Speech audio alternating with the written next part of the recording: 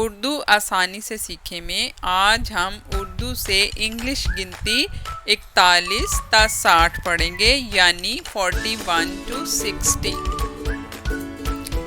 41 41, 42 42,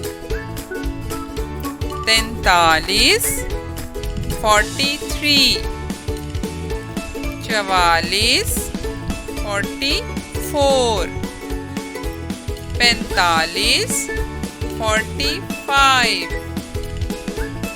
46 46, 47 47,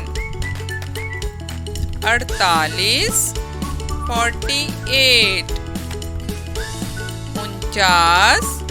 49 49, 50 50, 51 51, 52 52, 53 53, 54 54, 55 55, 56 56, 57 57, 58 58,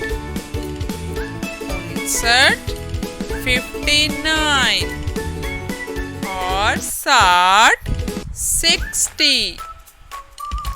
video पसंद आए तो लाइक और शेयर करें, चैनल को सब्सक्राइब करें और बेल आइकन को ज़रूर दबाएं ताकि आप 100 तक गिनती इंग्लिश में सीख सकें।